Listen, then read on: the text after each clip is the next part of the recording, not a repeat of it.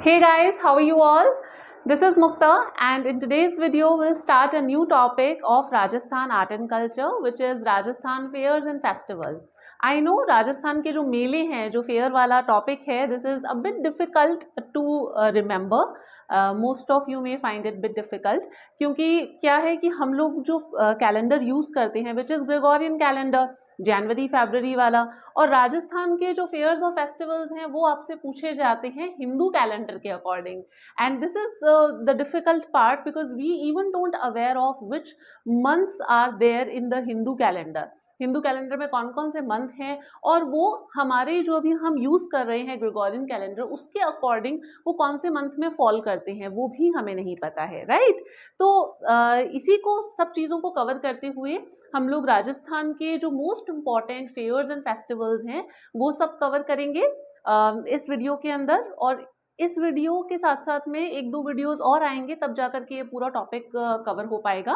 तो आज के इस वीडियो में सबसे पहले हम देखते हैं कि राजस्थान के जो फेयर्स और फेस्टिवल्स हैं, राजस्थान के जो फेयर्स हैं, उसे कवर करने से पहले हमें दो चीज़ें पता होनी चाहिए. पहले तो ये कि हिंदू कैलेंडर के अकॉर्डिंग जो मंथ्स हैं उनके नाम क्या होते हैं, कौन कौन से मंथ होते हैं हिंदू कैलेंडर के अकॉर्डिंग, राइट? वो हमें पता होना चाहिए. देन फिर हमें पता होना चाहिए कि शुक्ल पक्ष और कृष्ण पक्ष होता क्या है. उसके बाद में हम लोग तिथि और फेयर्स की बात करते हैं, राइट? तो शुरू करते हैं. सबसे पहले हम लोग राजस्थान के, यहाँ पे देखो मैंने हिंदू कैलेंडर और ग्रेगोरियन कैलेंडर दोनों चीजें लिखी हैं. तो पहले हम सबसे पहले तो माइंड में ये क्लियर कर लेते हैं कि कौन सा महीना हिंदू मंथ के कौन से मंथ में फॉल करता है, राइट? तो हिंदू कैलेंडर के अकॉर्डिंग जो न्यू ईयर है वो स्टार्ट होता है चैत्र के महीने से. कौन से मंथ से? चैत्र मंथ से. तो जो न्यू ईयर है वो एक्चुअली में चैत्र शुक्ल प्रतिपदा को होता है. चैत्र मंथ के शुक्ल पक्ष की जो फर्स्ट डे होता है प्रतिपदा एकम, उस दिन पे ये स्टार्ट होता है जो हमारा नया साल है, राइट? तो इसी प्रकार से काफ़ी सारे मंथ होते हैं. सबसे पहले आता है चैत्र, फिर उसके बाद में चैत्र के बाद में वैशाख, देन उसके बाद में ज्येष्ठ, फिर आता है आषाढ़, उसके बाद में श्रावण, देन कम्स भाद्रपद, भाद्रपद के बाद में आता है आश्विन, देन कार्तिक, देन माघशीर्ष, फिर पौष, फिर उसके बाद में माघ, और उसके बाद में आता है फाल्गुन का मंथ. तो इस प्रकार से 12 मंथ्स होते हैं हिंदू कैलेंडर के अकॉर्डिंग. तो एक बार पहले हम उसे अलाइन कर लेते हैं, राइट? जैसे कि हमने बात की यहाँ पे चैत्र मंथ की, राइट? हिंदू कैलेंडर का जो न्यू ईयर है वो स्टार्ट हो रहा है यहां से. न्यू ईयर स्टार्ट हो रहा है चैत्र के महीने से. अब चैत्र मंथ हमारा जो अभी हम लोग जनवरी फरवरी वाला जो ग्रेगोरियन कैलेंडर है उसके अकॉर्डिंग ये चैत्र मंथ कौन से मंथ्स में फॉल करता है? So it falls in March April, March April, right? तो अब ये मार्च में आता है, अप्रैल में आता है. Why I have written 2 months here? देखो ये डिपेंड करता है एक्चुअली. जैसे हमारे ये वाला जो कैलेंडर है इसमें तो डेट्स फिक्स्ड होती है ना, इसके अंदर ऐसा नहीं है. इसके अंदर क्या है कि डिपेंड करता है कि ये मार्च में आएगा, अप्रैल में आएगा, और कौन सी डेट पे आएगा, दैट डिपेंड्स ऑन. एक आपने सुना होगा, अगर सुना है तो, एक्स्ट्रा मंथ के बारे में. हिंदू कैलेंडर के अंदर एक एक्स्ट्रा मंथ के बारे में बात की जाती है जिसे अधिक मास बोला जाता है, पुरुषोत्तम मास, राइट? तो ये उस चीज के ऊपर डिपेंड करता है कि एग्जैक्टली ये कब आता है, दैट वेदर पुरुषोत्तम मास जो ये एक्स्ट्रा मंथ है, whether it is observed in the year और नॉट. 3 साल में, जनरली 3 साल में एक बार ये पुरुषोत्तम मास जो है वो ऑब्जर्व किया जाता है, समवेयर बिटवीन जून एंड जुलाई के मंथ में, राइट? तो मिड जून से मिड जुलाई तक ये ऑब्जर्व किया जाता है. तो चैत्र हो गया. चैत्र का महीना एक्चुअली में कब आता है? मार्च अप्रैल, ठीक है? उसके बाद में नेक्स्ट मंथ है वैशाख. चैत्र के बाद में आता है वैशाख. तो वैशाख कब आएगा? अप्रैल मई. उसके बाद में आता है ज्येष्ठ. ज्येष्ठ तो हमें पता ही है सबको, गर्मी का महीना होता है ना? तो मई जून ज्येष्ठ. ज्येष्ठ हो गया. उसके बाद में आषाढ़. आषाढ़ का मंथ जून जुलाई. आषाढ़ का मंथ जून जुलाई. चैत्र, वैशाख, ज्येष्ठ, आषाढ़. उसके बाद में कौन सा आता है? उसके बाद में आता है श्रावण. सावन भादो है ना, सुना है सावन भादो. तो श्रावण. श्रावण कौन सा मंथ हो गया? जुलाई अगस्त, जुलाई अगस्त हो गया श्रावण का महीना। फिर उसके बाद में आता है भाद्रपद, भाद्रपद, भाद्रपद अगस्त सितंबर, ठीक है, अगस्त सितंबर भाद्रपद। भाद्रपद के बाद में कौन सा आता है, आश्विन, आश्विन, आश्विन मंथ, सितंबर अक्टूबर, आश्विन। फिर उसके बाद में आता है कार्तिक, कार्तिक महीने में क्या आता है, कार्तिक महीने में दीपावली आती है ना, तो कार्तिक का मंथ क्या हो गया, अक्टूबर नवंबर। हमें भी पता है दीपावली अक्टूबर या फिर नवंबर को आती है ना, तो वो कार्तिक मंथ होता है हिंदू कैलेंडर के अकॉर्डिंग। कार्तिक के बाद में आता है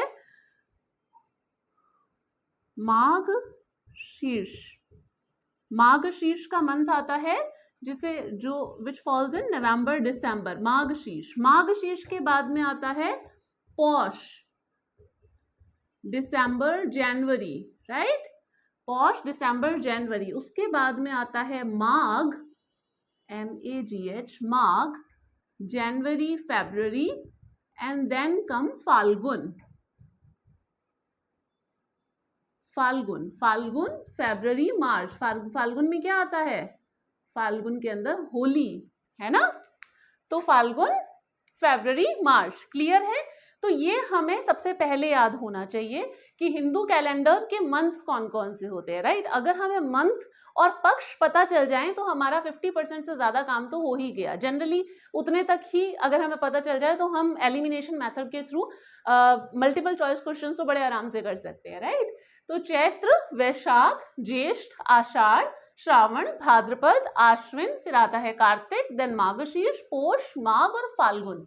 और ये मैंने बता दिया कि कौन कौन से मंथ्स में ये फॉल करते हैं, ठीक है। कई बार हमें चीज पता भी होती है, सपोज कोई आपसे फेयर पूछा है, आपको पता है वो कौन से मंथ में आता है, बट आपको उसका हिंदू कैलेंडर में उस मंथ का नाम ही नहीं पता, ग्रेगोरियन कैलेंडर के अकॉर्डिंग पता है, हिंदू में नाम ही नहीं पता, तो कैसे करोगे एग्जाम के अंदर। इस वजह से सबसे पहले हमें ये याद करना है। क्लियर है यहाँ तक। अब हम बात करते हैं नेक्स्ट। यहाँ तक क्लियर है, मैं रब कर रही हूँ इसे, आप प्लीज इसे नोट कर लीजिएगा कहीं पे, ठीक है। न्यू ईयर यहां से स्टार्ट हुआ। अब देखो, अब हम यहाँ पे थोड़ा सा ज्योग्राफी की जो नॉलेज है ना, वो अब हमारे यहाँ पे बहुत काम आने वाली है। कैसे, देखते हैं।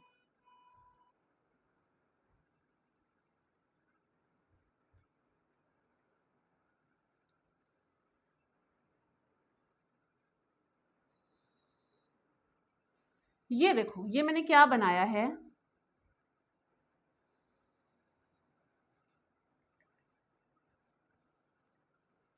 ये है अर्थ, दिस इज मून, मून है, और ये है सन। तीन सेलेस्टियल बॉडीज हैं, अर्थ, मून और सन।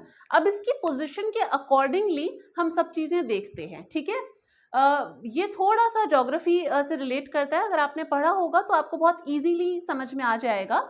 और अगर इन केस आपने ये चीज पहले नहीं पढ़ी हुई है तो मैंने एक सोलर एक्लिप्स को लेकर के ऑलरेडी एक वीडियो अपलोड किया हुआ है, आपको प्लेलिस्ट के अंदर जो करंट अफेयर्स वाला सेक्शन है वहां पे मिल जाएगा ये वीडियो। तो वहां पे और अच्छी तरीके से डिटेल में से मैंने मतलब डिस्कस कर रखा है, बट यहाँ पे हम लोग सिर्फ ब्रीफली इस चीज को देखेंगे जो हमारे काम की चीज है, राइट। तो देखो, हमें ये तो पता है कि अर्थ के रिवॉल्व करता है मून, है ना, इलेप्टिकल पाथ, राउंडेड जो है वो सर्कुलर पाथ नहीं होता, इलेप्टिकल पाथ है। तो इलेप्टिकल पाथ में जो मून है वो रिवॉल्व करता है around earth, and earth revolves around sun, right. अब इनकी जो पोजीशन है, जब when these three celestial bodies, जब sun, moon and earth, when they are in the straight line, जब ये एक स्ट्रेट लाइन में होती है, फिर चाहे मून यहाँ पे हो या फिर चाहे मून यहाँ पर हो, राइट, तो इसे बोला जाता है सिजिगी पोजिशन, इसे एक्चुअली में सिजिगी पोजिशन बोला जाता है। और देखो, जब क्या होता है कि मून अभी यहाँ पर है, तो इस कंडीशन में क्या होता है, ये कंप्लीटली हमें यहाँ पे मून दिखाई नहीं देता है, ठीक है, बिकॉज ये कंप्लीटली ब्लॉक कर लेता है जो सन रेज है यहाँ पे, तो हमें अर्थ से मून दिखाई नहीं देता है। तो इस पोजीशन को बोला जाता है new moon, new moon condition या फिर अमावस्या। अब आपको भी पता है अमावस्या का चांद कहाँ दिखाई देता है, नहीं दिखाई देता है ना। फिर क्या होता है, नेक्स्ट डे, नेक्स्ट डे ये थोड़ा सा मून आगे की तरफ मूव करता है ना, रिवॉल्व कर रहा है, तो थोड़ा सा आगे की तरफ मून जो ये मून है वो आगे की तरफ मूव करता है तो बिल्कुल स्लाइड सा उसका एक पार्ट दिखाई देता है, बहुत हल्का सा हमें चांद दिखाई देता है, तो वो फर्स्ट डे है। ठीक है, फर्स्ट डे, इसी को एकम या प्रतिपदा कहते हैं। अब देखो यहाँ पे एक चीज ध्यान रखना, जब मून इस तरीके से यहाँ पे बिल्कुल नहीं दिखाई दे रहा अमावस्या वाले दिन, फिर धीरे धीरे यहाँ से मूव करेगा और यहाँ पे फर्स्ट डे, देन फिर सेकंड डे, यहाँ पे फिर थोड़ा और दिखाई देगा, थर्ड डे को थोड़ा और दिखाई देगा, फोर्थ को और, फिफ्थ को और, एंड देन सिक्स्थ डे को और ज्यादा दिखाई देगा, देन फिर सेवेंथ डे को यहाँ पे क्या होता है कि जो मून है वो हमें हाफ दिखाई देने लग जाता है। फिर आगे जाते जाते एट्थ डे को, ninth, 10th, 11th, 12th, 13th, 14th and then 15th day को यहाँ पे जब हम देखते हैं तो यहाँ पे हमें फुल मून दिखाई देता है। इसे बोला जाता है पूर्णिमा, फुल मून या फिर पूर्णिमा, पूर्णिमा, राइट, फुल मून या पूर्णिमा। अब देखो ये जो पोजीशन है, जब सन, मून एंड अर्थ जो है when they are the right angle of each other, तो राइट एंगल पे इसे क्वाड्रेचर पोजीशन बोलते हैं, इसे सिज़िकी बोलते हैं। खैर ये ज्योग्राफी के कॉन्टेक्स्ट में है, नॉट रेलेवेंट मच हियर। यहाँ पे हमें एक चीज ध्यान रखनी है कि जब मून, देखो 2 साइकिल है 15-15 दिन के, एक अमावस्या से पूर्णिमा, दूसरा पूर्णिमा से अमावस्या, राइट। तो अमावस्या से पूर्णिमा, when moon is in the waxing phase, जब मून बढ़ रहा है, मून अभी यहाँ बिल्कुल नहीं था, अब हमें धीरे धीरे दिखाई देना शुरू कर रहा है ना, तो मून क्या हो रहा है, मून बढ़ रहा है, जिसे वैक्सिंग फेज बोला जाता है, वैक्सिंग फेज। तो इसी को बोला जाता है शुक्ल पक्ष, शुक्ल पक्ष। तो ये जो 15 डेज है ये शुक्ल पक्ष कहलाता है, जब चंद्रमा, जब जो मून है वो बढ़ रहा है। ठीक है, अब यहाँ पे फुल मून है, अब हमें पूरा बिल्कुल जो एक गोल दिखाई दे रहा है मून, ठीक है, वो पूर्णिमा वाले दिन ही दिखाई देता है, पूरा चांद दिखाई देता है हमें गोल बिल्कुल। अब फिर उसके बाद में नेक्स्ट डे, फुल मून पूर्णिमा के बाद में नेक्स्ट डे पे क्या होता है, जो मून है वो थोड़ा सा कम दिखाई देता है, मतलब फुल मून से थोड़ा सा स्लाइट पार्ट उसका दिखाई नहीं देता है। तो अब यहां से क्या हुआ, मून जो है वो रिसीड होना शुरू हो गया, यानी कि वेनिंग फेज आ गई है। वेनिंग मतलब कि अब चंद्रमा, अब ये जो मून है वो घटना शुरू हो गया है, तो इसे क्या बोला जाता है, ये है आपका कृष्ण पक्ष, कृष्ण पक्ष। ठीक है, पक्ष बहुत अच्छी तरीके से समझ लेना, क्योंकि पक्ष अगर आपको समझ में आ गए ना, तो ये हिंदू कैलेंडर कोई बहुत बड़ी बात नहीं है आपके लिए समझना, अफेयर्स वगैरह बहुत अच्छे से आप इसे मतलब कर लोगे। कृष्ण पक्ष समझ में आ गया, कृष्ण पक्ष मतलब कि जो मून है वो वेनिंग फेज के अंदर है, वो घटना शुरू हो गया है। ठीक है, तो अब यहाँ पे, अब ये जो 15 डेज का साइकिल है, अगेन यहाँ पे वापस फर्स्ट डे आ जाएगा, देन फिर सेकेंड डे आ जाएगा, देन फिर थर्ड डे आ जाएगा, then fourth, then fifth, then sixth, और फिर यहाँ पे एक पोजीशन बनेगी जब वापस ये राइट एंगल पे आ जाएगा, यानी कि अब यहाँ पर जो मून है वो वापस आधा दिखाई देने लग गया है। ठीक है, हाफ, और फिर यहां से चलते चलते इस प्रकार से 6th, 7th and then 8th, 9th, 10th, 11th, 12th, 13th, 14th और 15th डे को आपका आ गया, बिल्कुल मून ने दिखाई देना बंद हो गया, यानी कि कम होते होते होते होते ये बिल्कुल गायब हो जाएगा, बिल्कुल दिखाई नहीं देगा, तो उसे बोला जाएगा अमावस्या। क्लियर है, समझ में आ गया यहाँ तक ये चीज कि किस तरीके से वही मून है ये जो इस तरीके से रिवॉल्व कर रहा है, तो इसकी पोजीशंस ऐसे बन रही है। अब जब मून वैक्सिंग फेज के अंदर है, जब ये बढ़ रहा है, मतलब कि बढ़ता हुआ हमें दिखाई दे रहा है, तो उसे बोलते हैं शुक्ल पक्ष, और जब ये घट रहा है यानी कि फ्रॉम पूर्णिमा टू अमावस्या, उसको बोला जाता है कृष्ण पक्ष। क्लियर है। अब देखो, अब ये जो डेज हैं इनके नाम ही तिथि हैं, यही तिथियां हैं जिसे हम कहते हैं, जैसे कि फर्स्ट डे जो है शुक्ल पक्ष का फर्स्ट डे जो है वो कहलाएगा एकम या फिर प्रतिपदा। ठीक है, और इसी दिन, ये वाला जो दिन है एकम या प्रतिपदा, इसी दिन हमारा आता है न्यू ईयर। कौन सा? चैत्र मंथ के अंदर चैत्र शुक्ल प्रतिपदा, ये आ गया न्यू ईयर। क्या होता है हमारा? इस दिन हमारा होता है new year, this is our new year. Clear?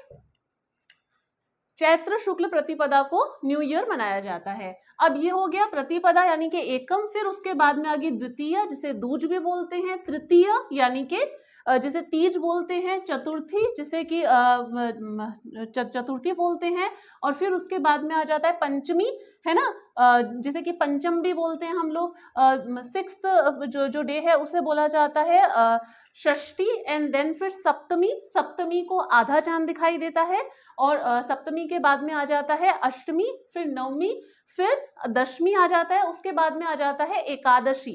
Ekadashi मतलब कि 11, ठीक है ना। फिर आ जाता है द्वादशी यानी कि 12, जो 12th डे होता है उसे द्वादशी बोलते हैं, 12। फिर आ जाता है त्रयोदशी यानी कि 13th डे, त्रयोदशी जिसे बोला जाता है 13। फिर आता है ये अपने 14 जिसे बोला जाता है, ये जो 14th डे है जिसे 14 बोला जाता है, और उसके बाद में हमारा आ जाता है पूर्णिमा, ठीक है।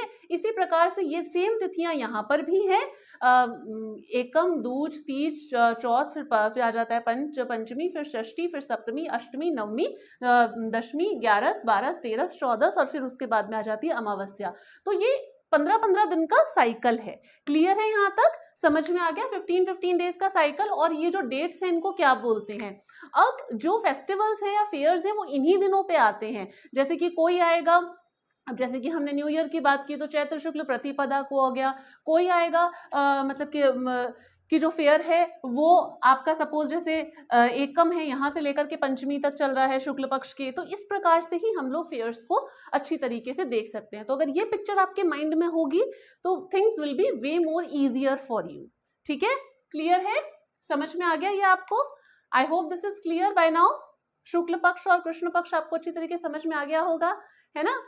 अब देखो, दिस इज वेनिंग फेज, यहाँ पे लिख देती हूँ, वेनिंग फेज, ठीक है। बाकी अगर आपको ये वाला पूरा समझना है कि किस तरीके से जो पोजीशंस बनती हैं मून की और सन की और अर्थ की, तो वो आप वो वाले वीडियो में देख लेना, सोलर एक्लिप्स वाले वीडियो में आपको समझ में आ जाएगा, राइट। अब इसके बाद में हम लोग देखेंगे एक एक मंथ के फेयर्स, राइट, कि कौन से मंथ के अंदर हम लोग शुरू करेंगे हिंदू कैलेंडर के फर्स्ट मंथ से, कि चैत्र मंथ में शुक्ल पक्ष में कौन से फेयर्स आते हैं जो इंपॉर्टेंट है एग्जाम पॉइंट ऑफ व्यू से, और कृष्ण पक्ष में कौन कौन से फेयर्स आते हैं। तो वो हम लोग नेक्स्ट वीडियो के अंदर मतलब इस सीरीज का जो नेक्स्ट वीडियो होगा उसके अंदर हम उसे कवर करेंगे। So I hope you have learn something from the video. If you do so then please do share it and don't forget to hit a like, and do let me know in the comment section how do you find the video. If any other topic you wish me to cover of Rajasthan art and culture, then do let me know. ये series continue रहेगी, अभी इसमें 2-4 videos और आएंगे मतलब कि जिसमें हम लोग ये फेयर्स एंड फेस्टिवल्स का टॉपिक कॉम्प्रिहेंसिवली अच्छी तरीके से करेंगे। एग्जाम पॉइंट ऑफ व्यू से बहुत इंपॉर्टेंट है। हर कॉम्पिटेटिव राजस्थान के हर कॉम्पिटेटिव एग्जाम में आपको एटलीस्ट एक क्वेश्चन राजस्थान के फेयर्स और फेस्टिवल्स में से मिलता है। तो एनीवेज मिलते हैं फिर नेक्स्ट वीडियो में। Till then stay connected, bye.